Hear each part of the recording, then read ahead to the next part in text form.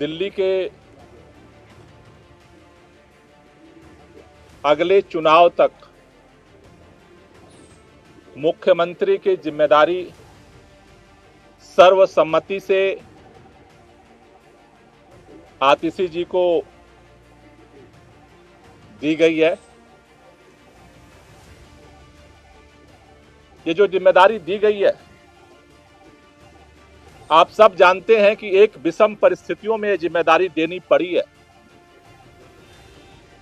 क्योंकि जिस तरह से भारतीय जनता पार्टी की केंद्र सरकार ने, पूरी भारतीय जनता पार्टी ने, देश के माननीय प्रधानमंत्री जी ने षड्यंत्र करके, एजेंसियों का दुरुपयोग करके आम आदमी पार्टी को खत्म करने का, दिल्ली की सरकार को, देश के अंदर जिस तरह से सरकारों को तोड़ा गया उसी तरह से दिल्ली की सरकार को भी तोड़ने का जिस तरह से अभियान चलाया, उन सभी अभियानों को फेल करते हुए आम आदमी पार्टी ने अपनी एकजुटता को, विधायकों की एकता को, सरकार की स्थिरता को और सरकार के कामों को जारी रखा। इन्होंने ये कोशिश की कि अरविंद केजरीवाल जेल के अंदर इस्तीफा दे दें और सरकार को गिराया जा सके, लेकिन अरविंद केजरीवाल जी ने दिल्ली के लोगों के हितों के लिए, दिल्ली के लोगों के काम को जारी रखने के लिए निर्णय लिया कि जेल के अंदर हम इस्तीफा नहीं देंगे और जेल से सरकार चलाएंगे, और उन्होंने सरकार चलाई। लेकिन जेल से आने के बाद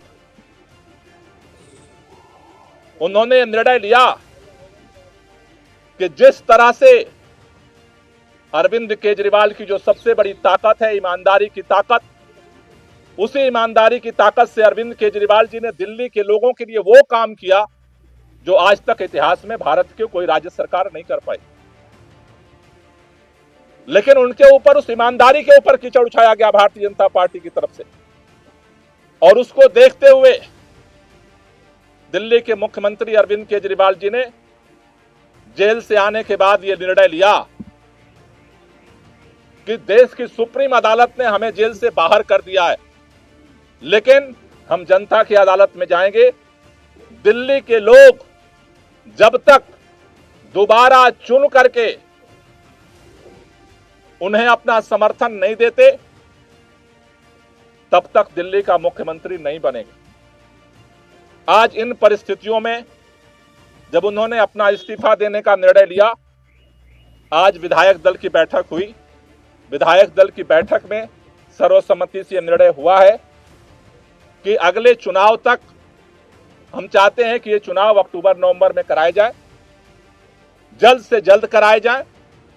जब तक चुनाव नहीं होता है, अरविंद केजरीवाल जी को प्रचंड बहुमत से जनता दिल्ली का मुख्यमंत्री नहीं बनाती है, तब तक के लिए आतिशी जी को दिल्ली के मुख्यमंत्री के रूप में जिम्मेदारी निभाने के लिए प्रस्ताव सर्वसम्मति से पारित हुआ है। आतिशी जी को दो जिम्मेदारी मुख्य तौर पर सभी विधायकों की तरफ से दी गई। पहला, कि दिल्ली के 2 करोड़ लोगों के साथ मिलकर के भाजपा के सारे रुकावटों के बावजूद हम काम जारी रखेंगे, और दूसरा, भारतीय जनता पार्टी अरविंद केजरीवाल के नेतृत्व में दिल्ली के लोगों को जितने काम किए गए उन सबको रोकना चाहती है। फ्री बिजली रोकना चाहती है, फ्री पानी रोकना चाहती है, स्कूलों को खराब करना चाहती है, मोहल्ला क्लिनिक बंद करना चाहती है, महिलाओं की यात्रा को रोकना चाहती है, बुजुर्गों की तीर्थ यात्रा को रोकना चाहती है। अभी हमने देखा बुजुर्गों की पेंशन रोक दिया 5 महीने तक।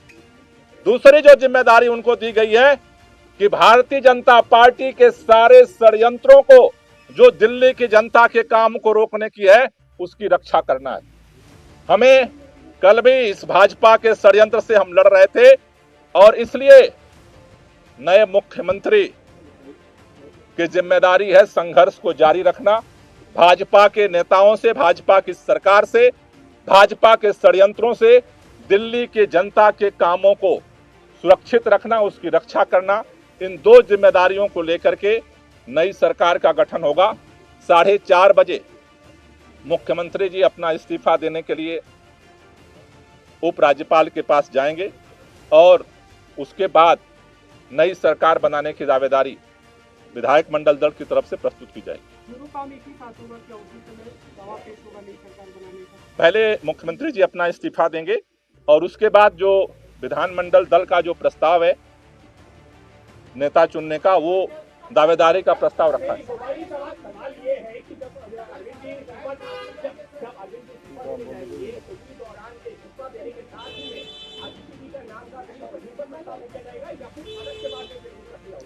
देखिए, ये दोनों प्रस्ताव अरविंद केजरीवाल जी पहले अपना इस्तीफा देंगे और इस्तीफा देने के बाद जो नई सरकार गठन की दावेदारी है वो भी प्रस्तुत की जाएगी।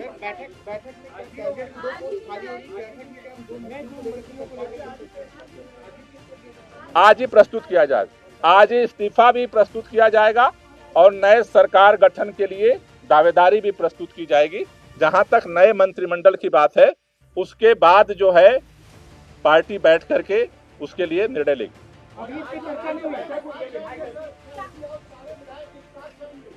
प्रतिनिधिमंडल जाएगा। अभी आज जो विधायक दल का नेता चुना गया है, उस दावेदारी को उप राज्यपाल के पास प्रस्तुत किया जाएगा। कैबिनेट का फैसला बाद में किया जाएगा।